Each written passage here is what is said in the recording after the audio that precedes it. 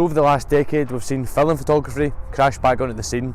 Today we're going to set out to find out some of the reasons why photographers are still using film over modern day digital cameras.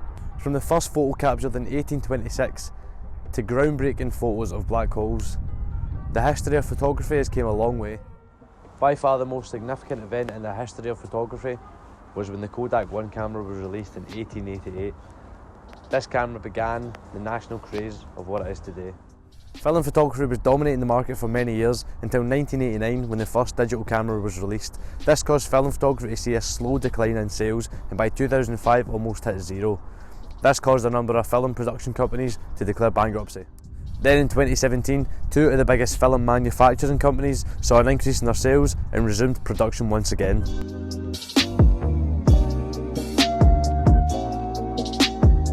So film cameras make you think more about your shot because you can't look back and see the photos that you've taken. So in hand, I've got this Nishika N8000. The Nishika N8000 is one of the more interesting film cameras. Not only can you capture some amazing still photos, you can create 3D images. The camera's got 4 lenses which are each set at a different perspective. The camera also shoots on 35mm half frames. There's plenty of examples of great film photographers. We've got Hannah Cedar, who is well known for her photo shoots of musical artists. We also have Nicholas Porter, who's greatly known for his black and white stuff and his gritty downtown vibe.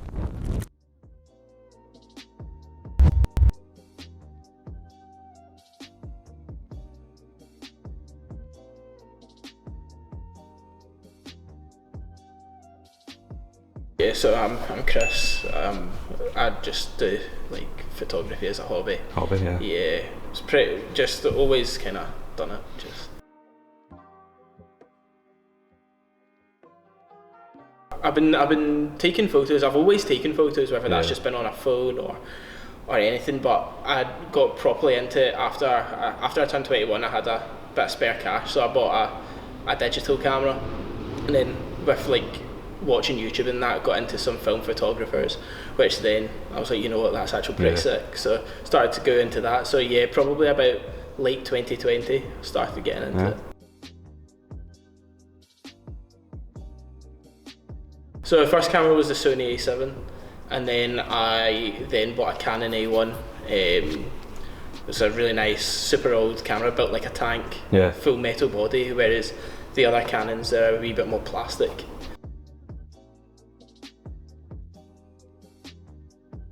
Well, so I was like, again, just watching loads of YouTube videos, started to kind of look at the aesthetic of it, especially because in today's like kind of everything's so digital. Yeah. So I see bringing it back to analog, really having to slow it down. There's no like automatic. You have to slow it down. You have to get your settings right. Yeah. And there's something quite nice about actually taking a step back as opposed to filling up a 128 gig SD card with rubbish. Yeah, I know, definitely.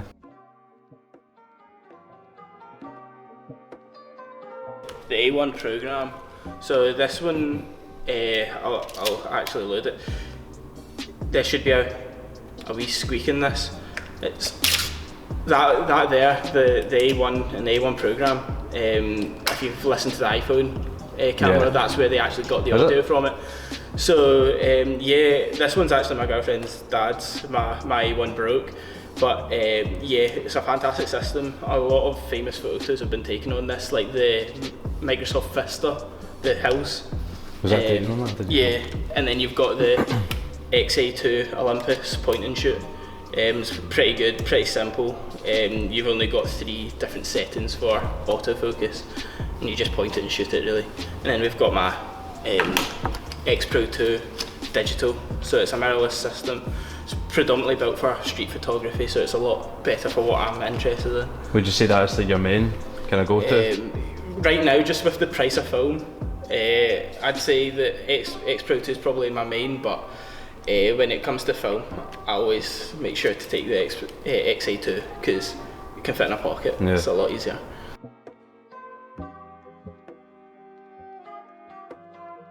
The fact that like you're pretty much burning an image into the film. It's not camera processed. The camera doesn't do any thinking.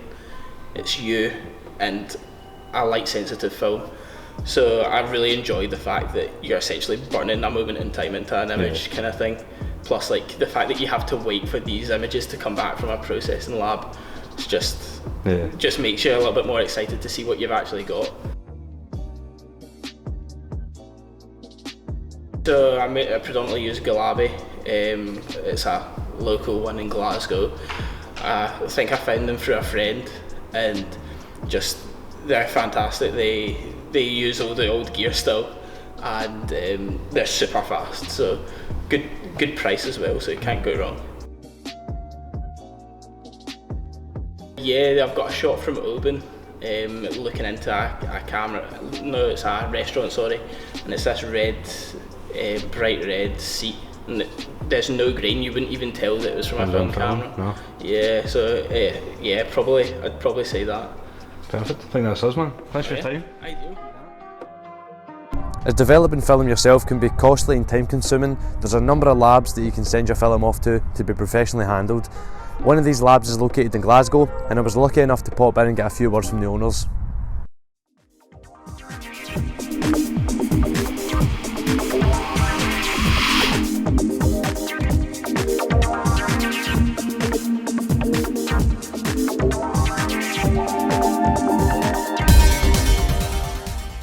My name's Ben, I run Gulabi Photo in Glasgow. And I'm Chris, and I am the other Gulabi.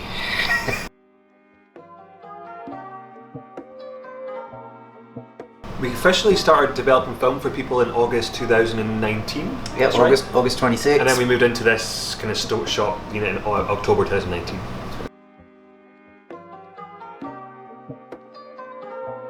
No, I was making music videos for like 10 years before, Really? And then started shooting some on film, and started eventually taking photos on stills on film, and then people were asking me to develop film for them, my friends or whatever.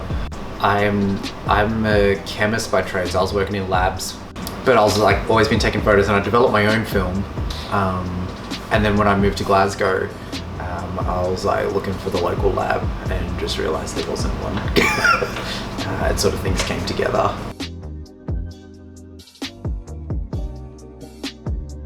For colour, it's probably about from going in the machine to being dry and scanned 10 minutes. 10 minutes? It's a little over, yeah. Goes in here.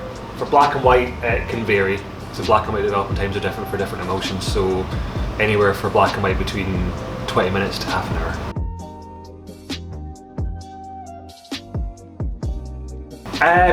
Most black and white films, there's a few like obsolete formats that we don't do anymore that you can't get chemicals for anymore, like you list them off.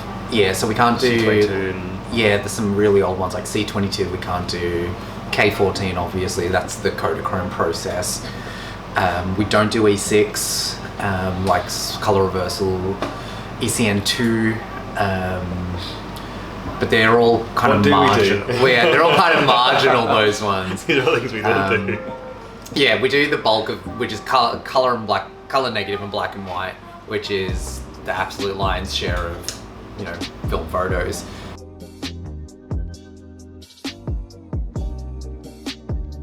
I think the main thing with if you get those other labs, especially like the chain ones like you know, Max Spielman and like some Snappies and Jessops, they don't actually process them in-house. They send them off to a central lab, just because of, you know, when they're downsized and they got rid of all their equipment.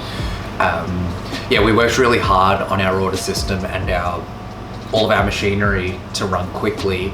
I guess one of the main things is we have a custom-made order system, and then I don't know if you can see in the background, but we have you know, 635 scanners in addition to 2-3 other scanners. So I think we have, you know, labs that are much larger than us have half the amount of scanners we do. So we just have a lot of scanners. Yeah. And I've set up, you know, I'm a bit of a computer nerd, so I've set them up so they can all be run concurrently. So that's the main thing.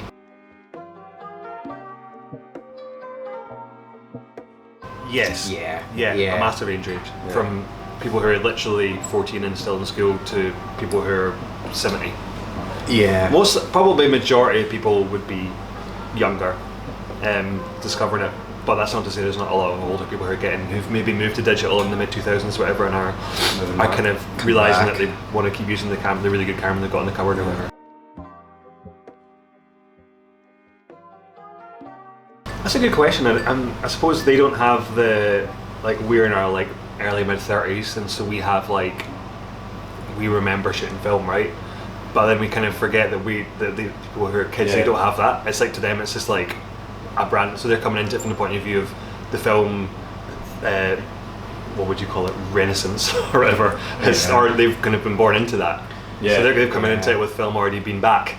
So it's kind of weird. It's hard for us to get our mindset into that. We can't really not that we can't understand it, but it's just like, you know, something we can't understand being that young and not remembering it. But it must be like so exciting. It must be class. It must be so weird. Like, you get this little, you know, cartridge, and then you just get 36 photos back. Yeah, and I suppose it's also different to everything else that they've been in the digital world. And being limited. I think being limited is must be quite a novelty for some young folks.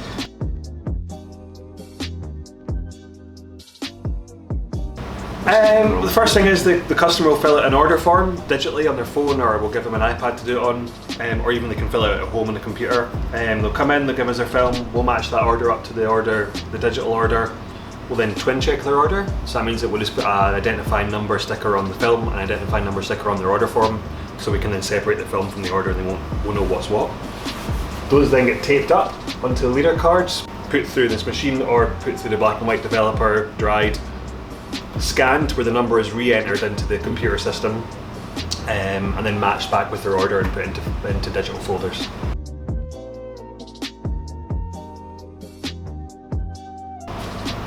It's the Hindi word for pink.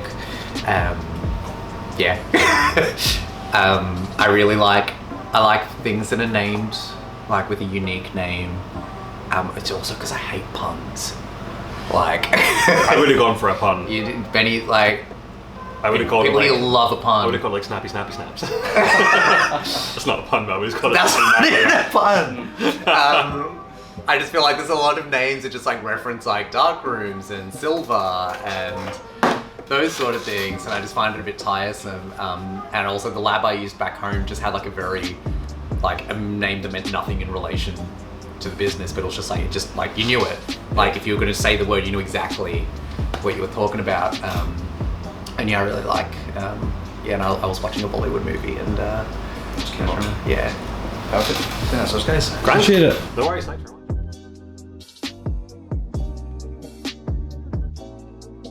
So we've had a look into some reasons why people are continuing to use film, and some behind the scenes of how film is developed in the 21st century. In a world that is surrounded by advancing technology, it's good to see a traditional method still being used. I hope this has inspired some of you to try out film photography and has shown you that modern day film is perfect.